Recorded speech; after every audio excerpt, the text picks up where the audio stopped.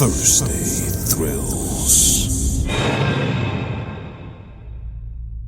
Tonight, I want you to imagine Disneyland after midnight. The main street is still glowing, but the music has stopped. The crowds are gone. The boats inside Pirates of the Caribbean are sitting motionless in black water. Somewhere beneath the attraction, behind a steel door that ordinary guests will never see, an industrial machine gives off a low, steady hum. And inside a frost-covered chamber is Walt Disney himself. Not buried, not exactly dead, just waiting for medicine to catch up, for the right year, for somebody to open the tank and tell him that the future he spent his life imagining has finally arrived. That is the legend, and it's also completely fake. But don't get comfortable just yet, because the truth leaves us with something almost better. A rumor born at the exact moment human cryonic preservation became real. A secret chamber supposedly hidden beneath one of the world's most famous attractions, and a theme park that now invites visitors into a dark theater to watch Walt Disney move and speak again. This is Thursday Thrills, a quick weekly ride into the creepy stories, haunted places, weird obsessions, and eerie little corners of the world worth talking about. I'm your host, Henrique Couto, and tonight we're taking the coldest possible trip to Disneyland. You've probably heard some version of this story. I know I heard a bunch of them growing up. Walt Disney knew he was dying, but he believed technology would eventually conquer death. So instead of being buried or cremated, he arranged to have his body frozen. Some versions say his entire body was preserved, but when I was growing up, I always heard it was only his head, which is usually the point where the story stops sounding like a corporate secret and starts sounding more like a rejected Futurama episode. The hiding place also changes quite a bit. Sometimes it's a private laboratory. Other times it's a vault somewhere on Disney property. But the best-known version puts him right underneath Pirates of the Caribbean at Disneyland in California, sealed in liquid nitrogen, while boats full of tourists float above him, singing Yo-Ho. And I understand why that version won the Urban Legend Olympics. If you're going to hide the frozen body of America's most famous dreamer, you don't put him in a warehouse beside some boxes of old parade decorations. You put him beneath a dark ride filled with skeletons, secret tunnels, underground water, and extremely convincing mechanical corpses.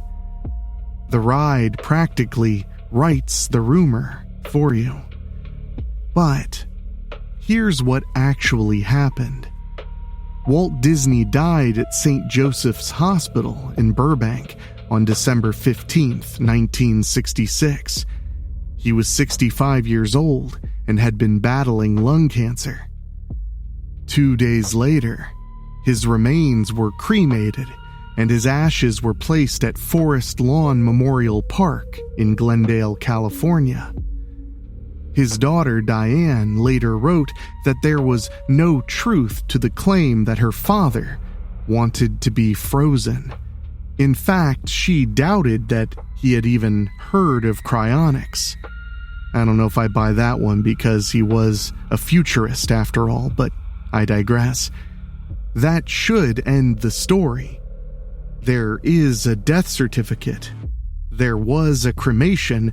There is a real memorial site. The family denied it, so case closed. Everybody go home. Except urban legends don't need an open case. All they need is an open feeling. And Walt Disney left behind exactly the right feeling. He was associated with tomorrow. Tomorrowland, experimental cities, robots, monorails, new forms of animation, new ways of building worlds. He appeared on television explaining technologies that most families had never seen. And he sold the future as a place that would be cleaner, brighter, more exciting, and somehow just around the corner. Even his original idea for Epcot was not simply another theme park. It was supposed to be an experimental prototype community of tomorrow. Epcot, see? A living city where new technology and urban planning would constantly reshape daily life. So, when a man like that dies, people don't imagine him choosing an ordinary ending. They imagine one more invention. And the timing could not have been more perfect. Cryonics was becoming a real public obsession in the 1960s. The basic idea was that after a person was legally dead, the body could be cooled and preserved at extremely low temperatures. Supporters hoped that future medicine might one day repair the disease that killed them, fix the damage caused by preservation, and somehow restore the person to life. Nobody preserved through cryonics has ever been revived at this time. Today, it remains an enormous scientific gamble. But in the 1960s, it sounded like tomorrow had arrived a little ahead of schedule.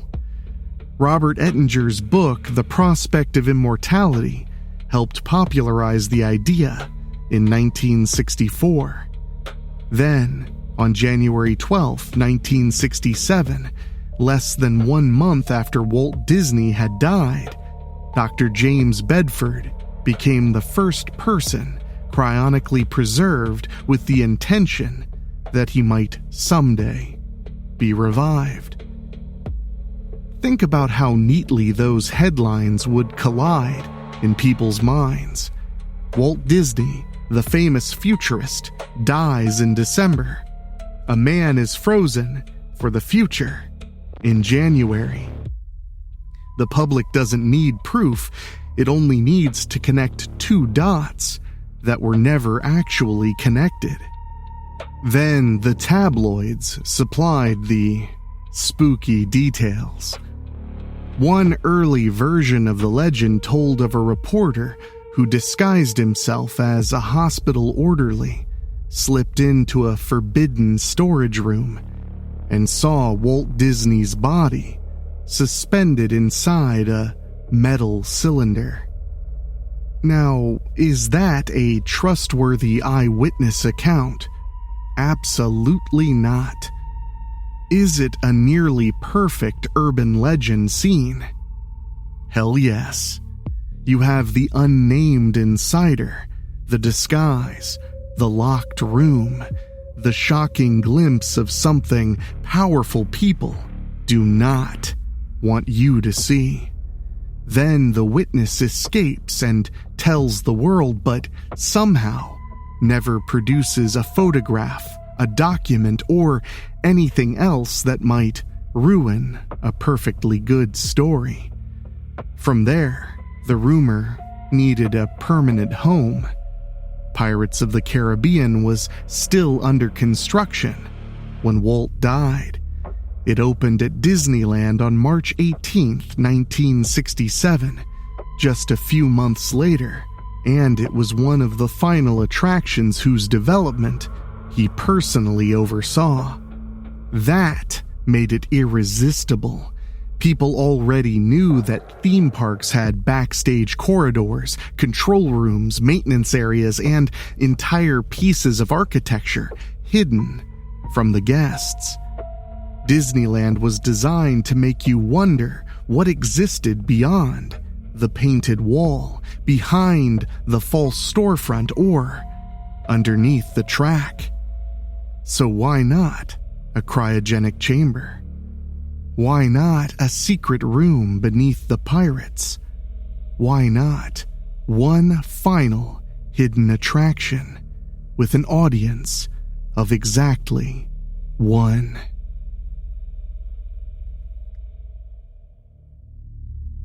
The Frozen Walt story might have faded into old playground gossip, but the internet, of course, gave it fresh layers. One of my favorites is the conspiracy theory about Disney's 2013 film Frozen. Yeah, you get where this is going. According to that theory, the company did not choose the title simply because the movie involves a woman who can control ice.